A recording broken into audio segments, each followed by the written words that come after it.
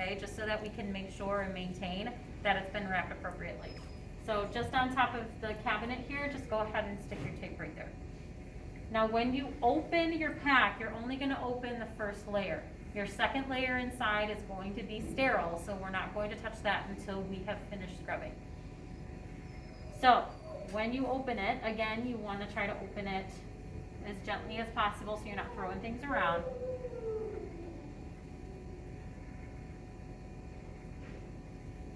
Okay, so far that's a good pack. I like to have the flap kind of lay over the side of the counter, just in case as you are grabbing it or as you are drying and coming and unwrapping the second one, if you accidentally like hit it or belly up to it, it's in the sterile area. And then you're gonna open your towel.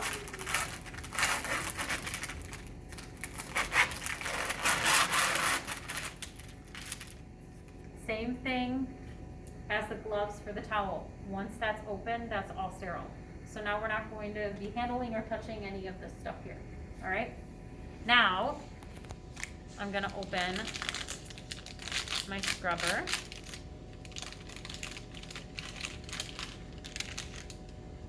So that's ready. So I have all of my equipment and all of my gowns ready. I now need to make sure that I'm personally ready. So if I had any earrings or anything like that, so on the day that you are the surgical assistant, just take any of your jewelry off, leave it at home for the day. I don't want you to lose anything while you're here, or anything of that nature. So, you know, rings have to come off, watches come off, earrings come off, necklaces come off, anything on your pockets comes out. You're kind of just bare bones, okay? Jenny, can I go to you?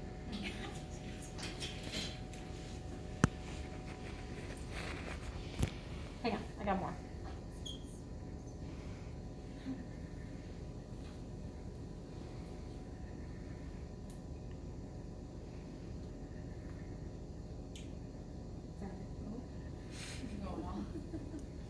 We're gonna do this right if we're gonna do it. Absolutely.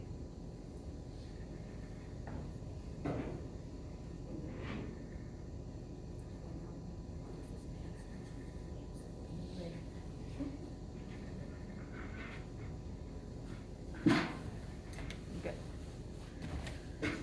All right, just checking all my pockets, making sure everything's out. I'm bare. Gonna make sure I have my bouffant cap on and that I have a mask, okay? In the times that we're at right now, we're all pretty much wearing a mask at all times, but if that ever gets lifted, you need to make sure that you get a mask on, okay? So when you are stepping on these petals, hot and cold, don't just step on the hot because it's gonna get really, really hot and I don't want you guys to burn yourselves. So you kind of have to step in between the two of them, so that way you get to mix up the hot and the cold, okay? So you just get warm.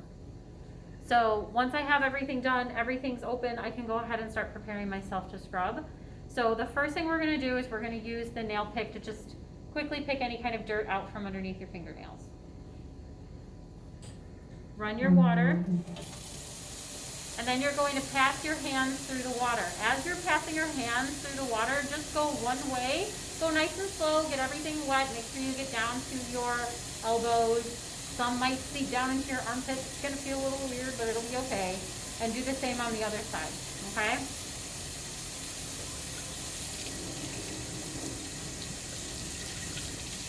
Okay? I like to twist my body. It just makes it easier for me to pass my hand through.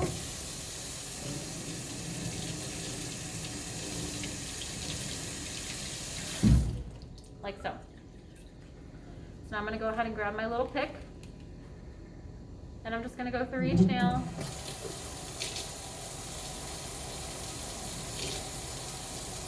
Take any debris out. If you do have long hair nails, please cut them.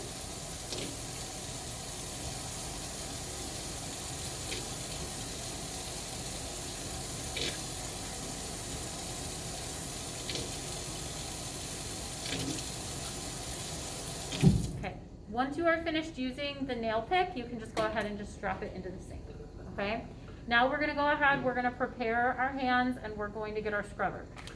So I'm gonna grab my scrub, come back over to my sink, I'm gonna go ahead and get it wet. And we're gonna get it all nice and sudsy. Once you got it sudsy, we need to get these suds all over our hands.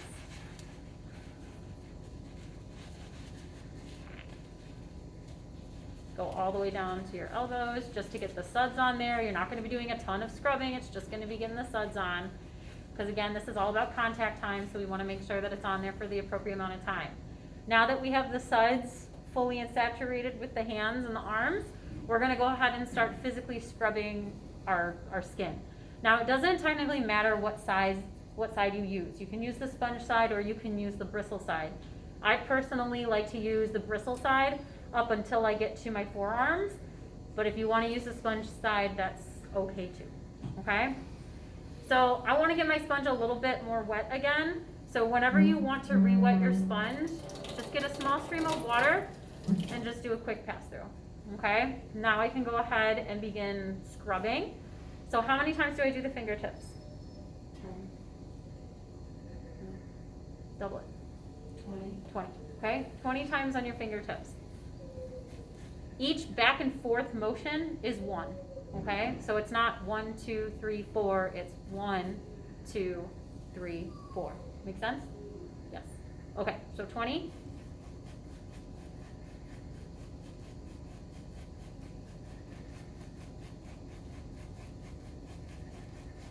So that's 20. Now that I've done my fingertips on my left hand, I want to switch and do the fingertips on my right hand. I want to work from the top all the way to the bottom.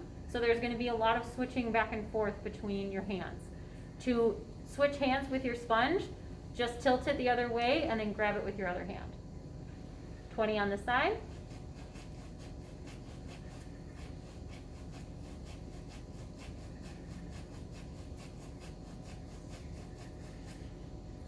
Then I want to do my actual fingers themselves. Each side of my finger is going to be a quadrant. So there's going to be 4 different quadrants that I'm going to scrub. How many times am I going to scrub each side? That's 10. Okay, so it's going to be 40 scrubs per finger. So for my pinky, it's going to be the side, the front, the back, and the inside. Here's what I'm going to recommend when you guys are scrubbing your actual fingers and your hands. Just use your hand to rotate. Okay, don't worry too much about bringing the sponge around because you don't want to do too much crossing over. You just want to make sure that the sponge stays where it's at and just rotate your hand to what you need. So you see how I just rotate my hand to get where I need to be? Do the same thing, okay? So I'm going to start on this hand and then I'm going to move over to this one.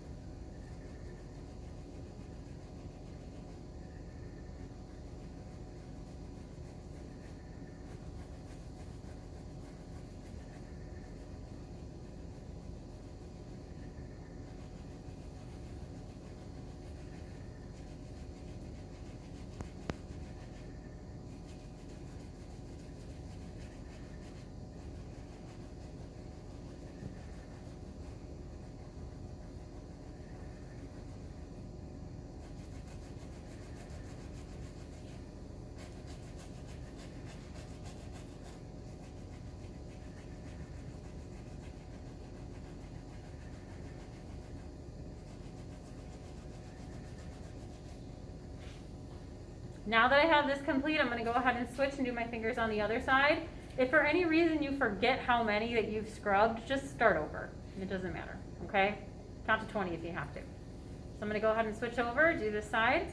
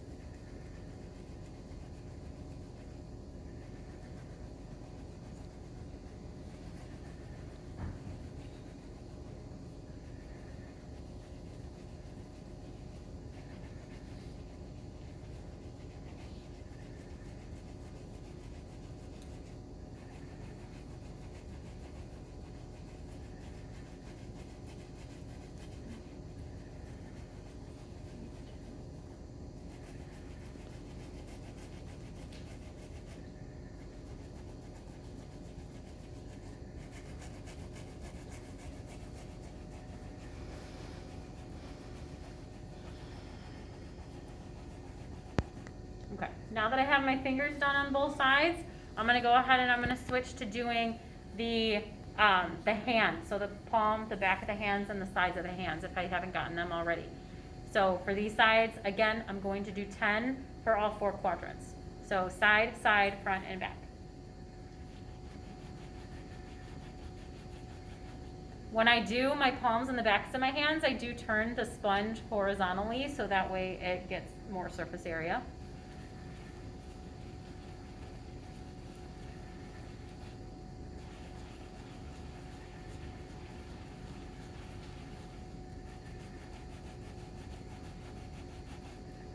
I'm going to go ahead and switch to the other side again.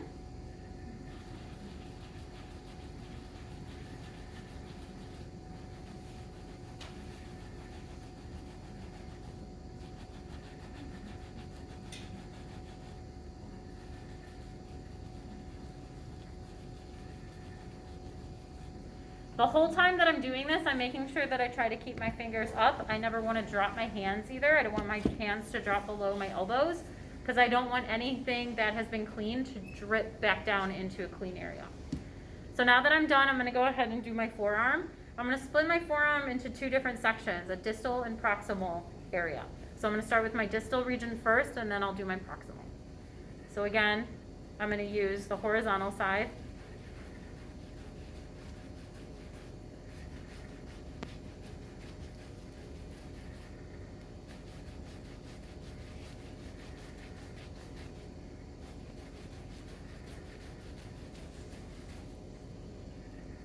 Switch over, do this side here. Now my sponge is starting to get a little bit dry, so I'm going to go ahead, I'm going to step back, I'm going to bend a little bit so that my arms don't drop too low. And I'm just going to re-wet it real fast.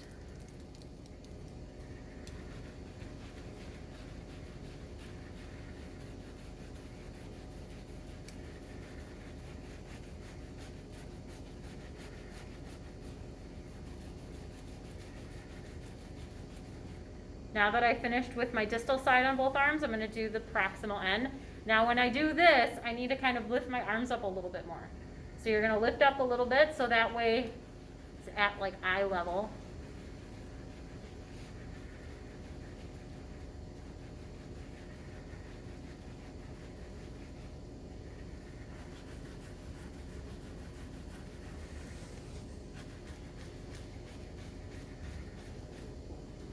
Go ahead and switch and do this side.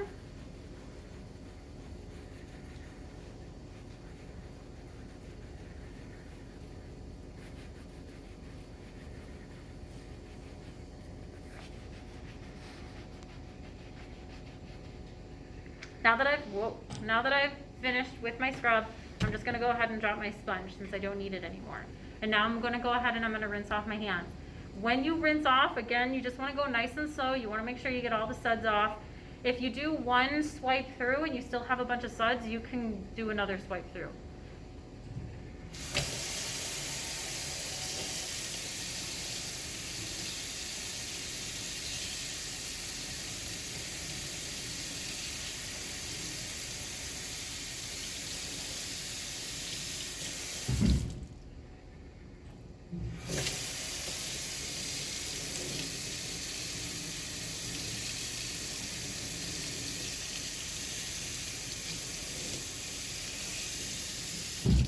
You may make a mess, but that's okay. I kind of let myself drip a little bit so that way I don't overly soak my towel. And then at this point in time, I'm going to try to keep my hands up and away from my body so that way I don't touch myself or again drop my hands below my elbows. I'm going to step over to my towel. I'm going to have to bend down to pick this one up so that way I don't go too low. So I'm going to bend, grab the tab, bring it up and take a step back. I'm going to shake out the towel a little bit so that way I can get my arm around it. And I'm just going to drape the towel over my hand. Now I can go ahead and I can use this hand to dry off my arm.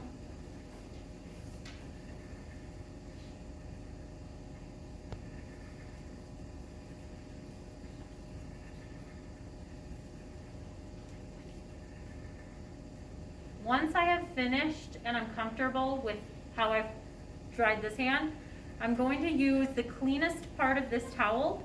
So this side of the towel is going to be for this hand, but I want the driest side available to me, which is down here. So what I'm going to do is I'm going to take the bottom of this towel and pass it over. So that way I now have the driest side of the towel up here, and I have the correct side on my hand. So I'm going to go ahead and dry this one as well.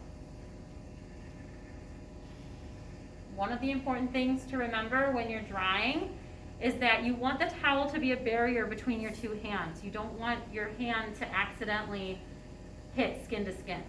So you have to always make sure that you have that available. After I'm done with that, I'm just gonna let the towel fall down. Now I'm gonna go ahead and gown. So now what I'm gonna do is I'm going to unwrap the second part of this. Technically my hands are clean or sterile enough that I can touch the inside of this wrap. So I'm gonna go ahead, I'm gonna bend down again. I'm gonna take this side, pass it over, sides, and then towards me. What I'm gonna do next is I'm just gonna grab the whole gown and then take a step back. Once I take a step back, now I can let it unravel. Okay, I'm gonna hold it up high so that way it doesn't drag on the ground. I'm gonna unfold it, and then once I see the armholes, I'm gonna shimmy in. Okay, at this point, somebody's going to tie you in. And you wanna make sure that your hands and your fingers don't come out of the cuff, okay? Just the one is cool. Again, I'm keeping my hands up, away from my body. Good. Shimmy. Now I'm gonna go ahead and I'm gonna closed glove, okay? So when you close glove, none of your fingers or your hands get exposed.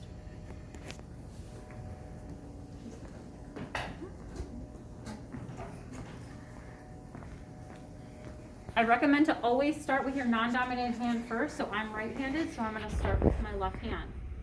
So when you see your gloves and you pick them up,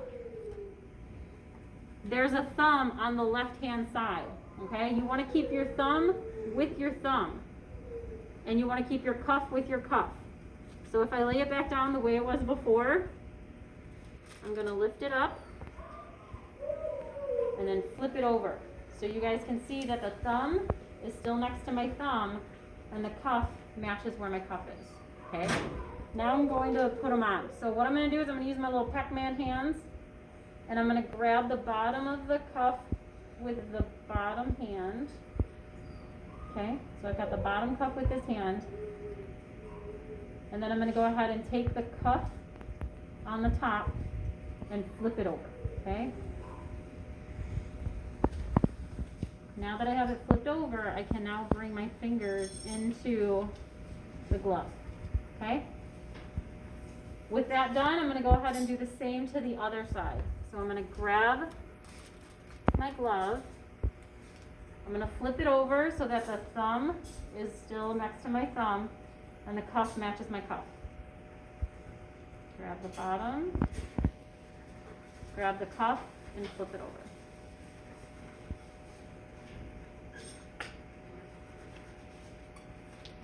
At this point in time, I can fix things, make them more comfortable. All this area is sterile for you. Now, if you get a big bulkiness of your cuff in here, you can very gently tug on the gown to flatten it out so that way it feels a little bit more comfortable. Do not pull too hard because you will rip these gowns, and if you rip it, you'll start over, okay?